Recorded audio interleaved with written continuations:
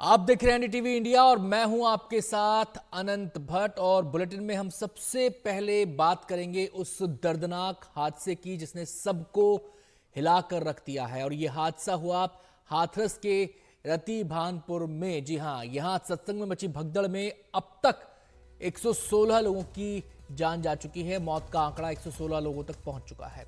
18 लोग इस भगदड़ में घायल हुए हैं। बड़ी लापरवाही और बदइंतजामी के चलते हादसे में बड़ी तादाद में महिलाओं और बच्चों की जान गई है। इस मामले में एफआईआर भी दर्ज कर ली गई है। फिलहाल पीएसी के 3 कमांडेंट और 3 कंपनियां घटनास्थल पर मौजूद हैं। पड़ोस के आगरा, एटा, अलीगढ़ से पीएसी कंपनियां हाथरस पहुंची हैं। एनडीआरएफ और एसडीआरएफ की 2 कंपनियां भी मौके पर हैं। फॉरेंसिक टीम और डॉग स्क्वाड मौके पर पहुंचकर पूरी घटना की जांच कर रहे हैं।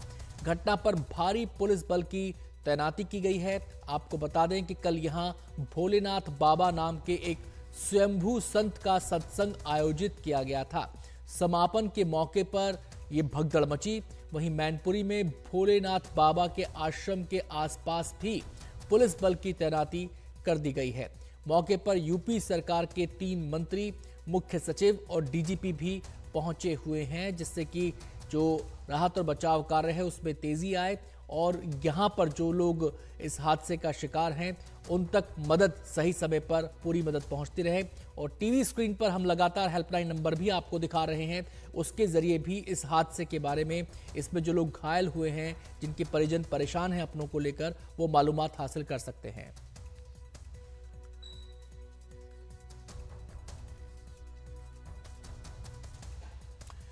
और आपको बता दें कि इस हादसे को लगातार इसकी पल पल की जानकारी हम आप तक पहुंचा रहे हैं। हमारे संवाददाताओं की पूरी टीम अलग अलग जगहों पर मौजूद है, जिससे कि हर जानकारी आप तक पहुंचाई जा सके। रवीश हमारे संवाददाता इस समय उस आश्रम के बाहर मौजूद हैं जहां पर ये बाबा रहते हैं, और दूसरे हमारे संवाददाता हैं मुकेश, जो घटनास्थल पर यानी कि उस गांव में जहां पर यह हादसा हुआ वहां पर मौजूद हैं, और अदनान अलीगढ़ में मौजूद हैं। आपको बताएं कि अलीगढ़ में हॉस्पिटल में घायलों का इलाज चल रहा है, वहां पर भी काफी बॉडीज को पहुंचाया गया। सबसे पहले मैं मुकेश का रुख यहां पर करना चाहूंगा, जो इस समय घटनास्थल पर ही मौजूद हैं। मुकेश, हमने सुबह सुबह की तस्वीरें देखी हैं, वहां पर फॉरेंसिक की टीम पहुंची है। क्या कार्रवाई ये फॉरेंसिक की टीम इस समय कर रही है? अपडेट इस बारे में।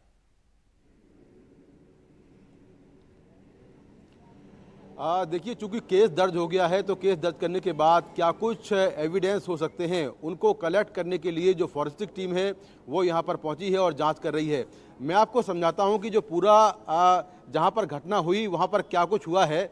मेरे पीछे ये जो पंडाल है ये करीब 20 से 25 एकड़ में है, जहाँ सामने लिखा है नारायण साकार हरि की संपूर्ण ब्रह्मांड में। यानी कि ये बाबा जो हैं अपने आप को परमात्मा मानते थे और इनके भक्त भी इनको भगवान मानते थे।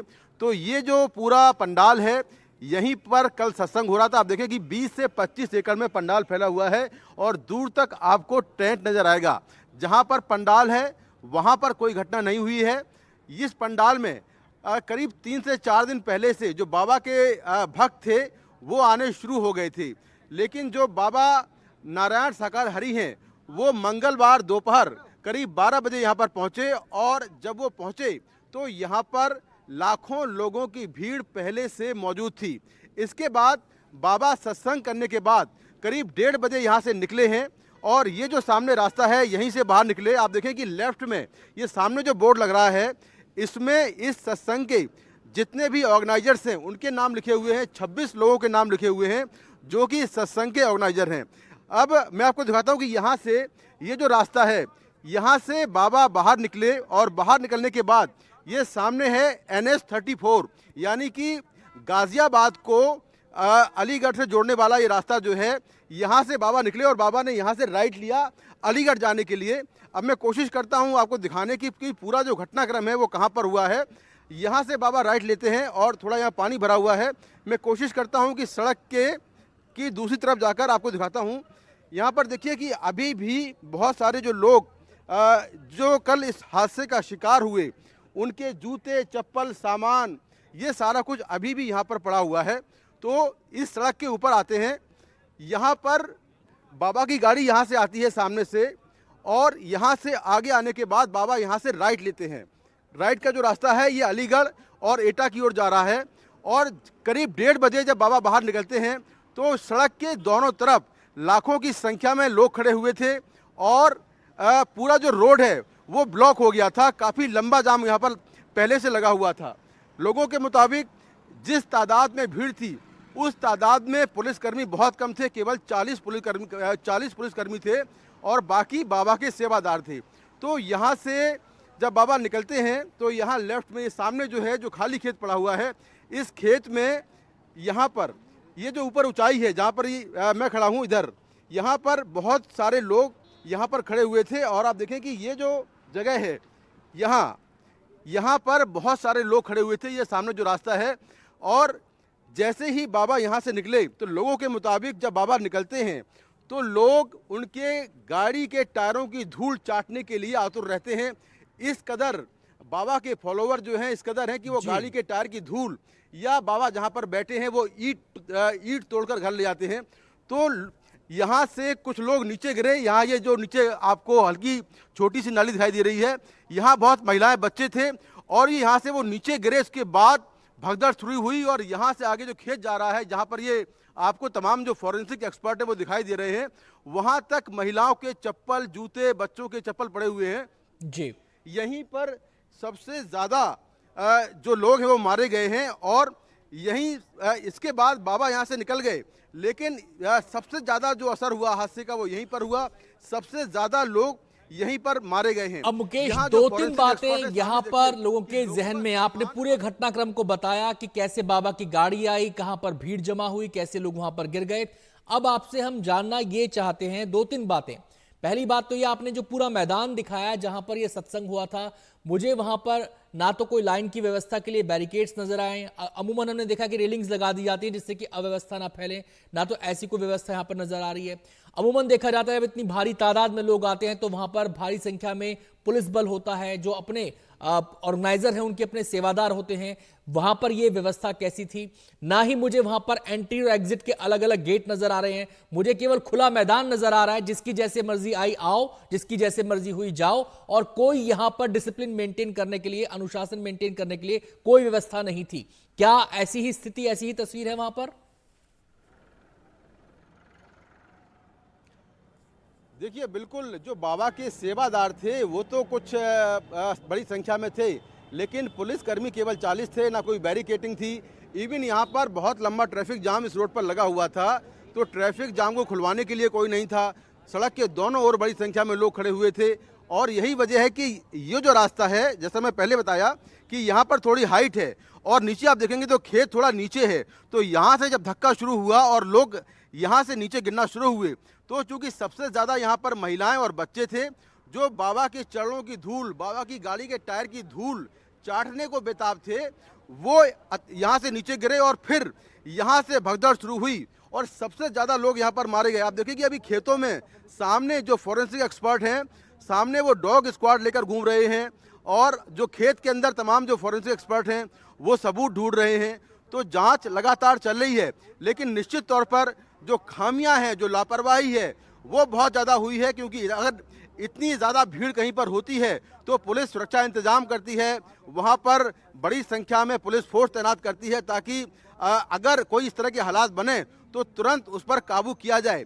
लेकिन लाखों की भीड़ में केवल 40 पुलिसकर्मी, क्या जो पूरा मैनेजमेंट है, जो व्यवस्था है, क्या वो संभाल पाएंगे? ये एक बड़ा सवाल है और शायद यही वजह है कि इतना बड़ा हादसा हो गया जिसमें 100 से ज्यादा लोग मारे गए हैं और बड़ी संख्या में लोग घायल हुए हैं। चलिए, आता हूं मुकेश आपके पास। हमारे संवाददाता रणवीर भी फोन लाइन पर हमारे साथ जुड़ गए हैं। आपको बताएं कि लगातार इस पूरे मामले पर, इस पूरी घटना पर यूपी के सीएम योगी आदित्यनाथ नजर बनाए हुए हैं, अधिकारियों के साथ लगातार संपर्क में हैं। जो ऑपरेशन चलाया जा रहा है, जो पीड़ितों को राहत पहुंचानी है, उसका लगातार जायजा ले रहे हैं और आज वो भी जाने वाले हैं हालात का जायजा लेने के लिए। रणवीर डिटेल्स बताएंगे। रणवीर, क्या है पूरा ब्यौरा, कितने बजे योगी पहुंचने वाले हैं? देखिए, कल ही हमने बताया था कि मुख्यमंत्री योगी आदित्यनाथ आज हाथरस जा सकते हैं और मुख्यमंत्री ने तय कर लिया है सुबह 10:30 बजे मुख्यमंत्री पहुंचेंगे हाथरस और लगभग 1 से सवा घंटे का समय हाथरस में गुजारेंगे, जहां वो अस्पताल में घायलों से भी मिलेंगे और उसके अलावा अधिकारियों से पूछेंगे कि आखिर ये पूरी घटना हुई कैसे। तमाम जो बड़े अधिकारी हैं, जिसमें डीजीपी, चीफ सेक्रेटरी, उसके अलावा जो मंडल और जिले स्तर के अधिकारी हैं, वो सब मौके पर मौजूद हैं। और मुख्यमंत्री के पहुंचने के बाद उन सभी लोगों को बताना होगा कि आखिर कारण क्या है। और इसी वजह से सीएम अभी सुबह लखनऊ से निकलेंगे, आगरा पहुंचेंगे और आगरा से हेलीकॉप्टर से मुख्यमंत्री पहुंचेंगे हाथरस और मुलाकात करेंगे घायलों से, उन्हें आश्वासन देंगे कि उनका इलाज बेहतर तरीके से होगा और फिर इस पूरी घटना का जायजा लेने के बाद मुख्यमंत्री वापस आएंगे। और आज ही जो डिविजनल कमिश्नर अलीगढ़ और एडीजी आगरा है, उन्हें मुख्यमंत्री को रिपोर्ट भी देनी है और बताना है कि ये पूरी घटना हुई कैसे है। तो स्थानीय आयोजकों ने एक भोले बाबा का कोई आयोजन स्थानीय गांवों में उनके द्वारा सत्संग के आयोजन के माध्यम से किए जाते रहे हैं और स्थानीय भक्तगण उस कार्यक्रम में भाग लेते हैं। उस समय जब मंचीय कार्यक्रम संपन्न हो चुका होता है तो बताते हैं कि जब सत्संग के प्रवचनकर्ता वहां से मंच से उतर रहे थे तो उनकी तरफ अचानक भक्तों की भीड़ उन्हें छूने के लिए उधर जा रही थी और सेवादारों के द्वारा रोकने पर यह हादसा वहां पर घटित हुआ। इस पूरे मामले की जांच के लिए हम लोगों ने एडिशनल डीजी आगरा की अध्यक्षता में मंडलायुक्त अलीगढ़ को शामिल करते हुए एक टीम बना करके उन्हें अविलंब रिपोर्ट उपलब्ध कराने के लिए कहा है। घटना को देखते हुए प्रदेश के मुख्य सचिव और डीजीपी वहीं पर कैंप कर रहे हैं। प्रदेश सरकार के 3 मंत्री चौधरी लक्ष्मी नारायण जी, श्री संदीप सिंह जी, श्री असीम अरुण जी, ये तीनों लोग वहां पर घटनास्थल पर ही कैंप करके घायलों को उपचार आदि की व्यवस्था में लगे हुए हैं। आदरणीय प्रधानमंत्री जी ने भी और आदरणीय गृह मंत्री जी ने भी इस घटना पर अपना गहरा दुख व्यक्त करते हुए शोक संतप्त परिजनों के प्रति अपनी संवेदना व्यक्त की है। और भारत सरकार ने भी और राज्य सरकार ने भी मृतक के परिजन को 2-2 लाख रुपए की और गंभीर रूप से घायल परिवारों की नागरिकों के लिए भी 50-50 हजार रुपए की सहायता की घोषणा की है। राज्य सरकार इस पूरी घटना की तह में जाएगा। यह हादसा है या साजिश, यह भी हम इसकी तह में जाकर के इसको देखेंगे। इस प्रकार की घटना पर पीड़ितों के प्रति संवेदना व्यक्त करने की बजाय राजनीति करना यह अत्यंत दुर्भाग्यपूर्ण है और निंदनीय भी। जो लोग इस पे कुछ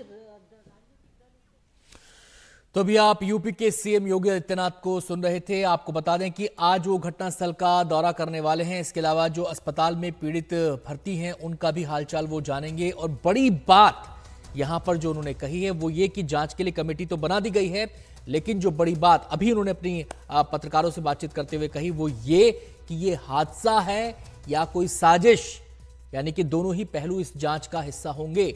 दोनों ही पहलुओं पर जांच की जाएगी। सीधे रणवीर का हम रुख करते हैं। रणवीर, बड़ी बात कह रहे हैं मुख्यमंत्री यहां पर, हादसा का एंगल भी और साजिश का एंगल भी।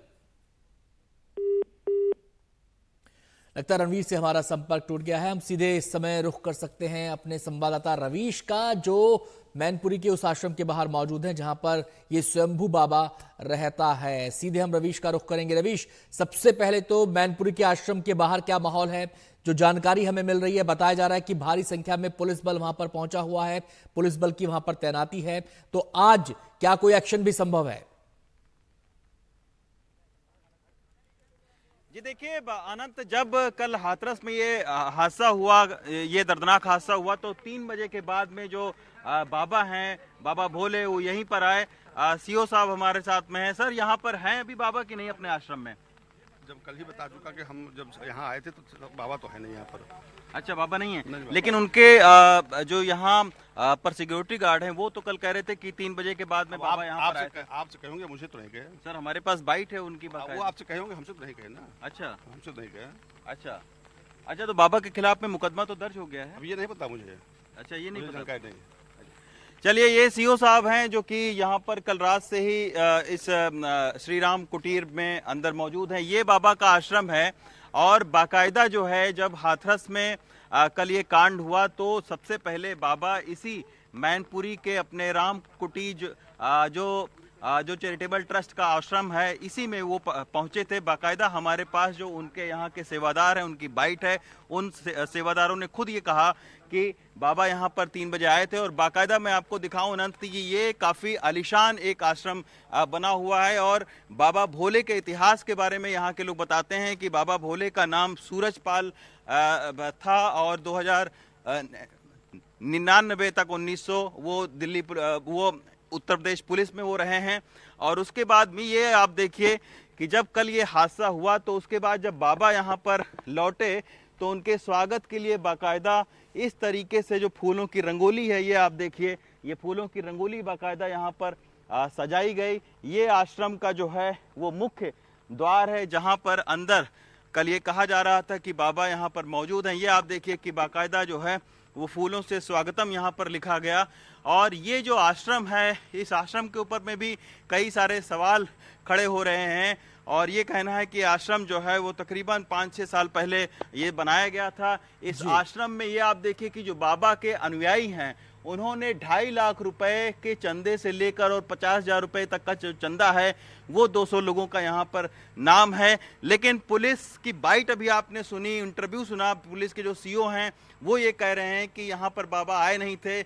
जबकि हमारे जो स्थानीय संवाददाता हैं उनके पास खुद उन्होंने इंटरव्यू लिया, जो यहाँ बाहर उनके समर्थक मौजूद थे बाबा के, उनका साफ तौर पर ये कहना था कि बाबा यहाँ पर सवाल ये उठता है, सीओ साहब कह रहे हैं कि बाबा यहाँ पर आए नहीं थे, लेकिन सवाल यहाँ पर ये है, इतनी बड़ी घटना हुई है, इतना बड़ा हादसा हुआ है, सवाल बाबा पर उठ रहे हैं।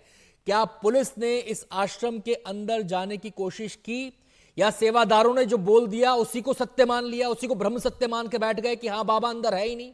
क्या किसी ने अंदर जाकर, पुलिस की कोई टीम अंदर पहुंची, क्या उन्होंने मालूमात अंदर जाकर हासिल की? ये आश्रम जो आप दिखा रहे हैं, ये आश्रम कम और किला ज्यादा लगता है। जी बिल्कुल अनंत, क्योंकि ये बहुत बड़ा आश्रम है, 21 बीघे में पूरा आश्रम फैला हुआ है।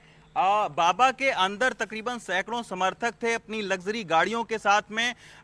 जो उत्तर प्रदेश पुलिस है उसकी एक टीम अंदर जरूर गई थी, लेकिन उन्होंने उस तरीके से इस आश्रम की सघन तलाशी नहीं ली। एक बार फिर अपने दर्शकों को अगर यह पूरा आश्रम दिखाएं तो ये काफी बड़ा आश्रम है, 21 बीघे में जैसा कि मैंने बताया आश्रम है, कई सारे कमरे इसमें बने हैं, हॉल बने हुए हैं। और जैसा कि आप खुद देख सकते हैं कि बाबा जब यहाँ पर आए तो उनके स्वागत के लिए बाकायदा जो है इन रास्तों को सजाया गया था। और ऐसे में पुलिस पर यह सवाल उठ रहे हैं कि आखिर क्या अंदर, क्योंकि यहाँ पर जो लोग रिपोर्टर मौजूद थे हमारे, उनका यह साफ तौर पर कहना था कि पुलिस अंदर तो गई, लेकिन कुछ देर के बाद में पुलिस की टीम बाहर आ गई, फिर वापस आ गई। और कल रात भर यहाँ पर पुलिस का भारी बंदोबस्त था। आज सुबह बाबा के 3 दर्जन से ज्यादा जो समर्थक हैं वो अलग अलग गाड़ियों से यहाँ से निकल कर चले गए हैं आश्रम से।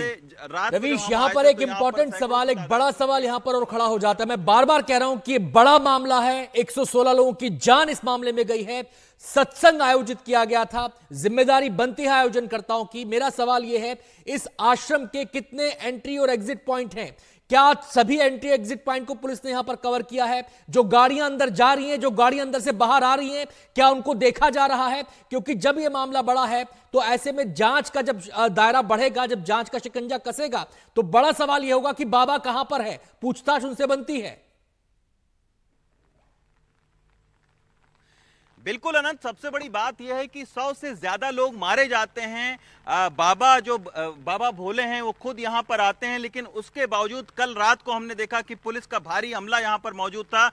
इस पूरे आश्रम के अगर मैं आपको बताऊं तो ये पूरे आश्रम के 2 गेट हैं। जब कल दोपहर को यहां पर रिपोर्टर्स की टीम पहुंची तो यहाँ पर ये जो मुख्य गेट है, मैं आपको अगर दिखाना चाहूंगा तो मुख्य गेट खुला हुआ था और बाहर सैकड़ों की तादाद में जो उनके समर्थक थे वो इसी सड़क पर यहाँ पर मौजूद थे। लेकिन जैसे ही मीडिया का यहाँ पर जमावड़ा होना शुरू हुआ तो आपको मैं दिखाऊं कि ये जो मुख्य गेट है, ये जो आश्रम का ये जो मुख्य गेट है, ये अभी भी बंद है और किसी को भी अंदर जाने की इजाजत नहीं है। ये जो मुख्य गेट है आप देख सकते हैं, इसको पूरी तरीके से बंद कर दिया गया और अंदर यहाँ पर तमाम सारे हम लोगों ने देखा, अंदर अभी भी गाड़ियां मौजूद हैं, लेकिन पुलिस का जो बंदोबस्त है वो यहाँ पर बाहर तो था, लेकिन अंदर पुलिस इस आश्रम के नहीं मौजूद थी। सवाल ये उठता है कि इतने बड़े हादसे के बाद में क्या जो बाबा भोले हैं उनके ऊपर में कुछ कार्रवाई होगी? अगर बाबा भोले इस आश्रम में मौजूद थे तो पुलिस ने कार्रवाई क्यों नहीं की?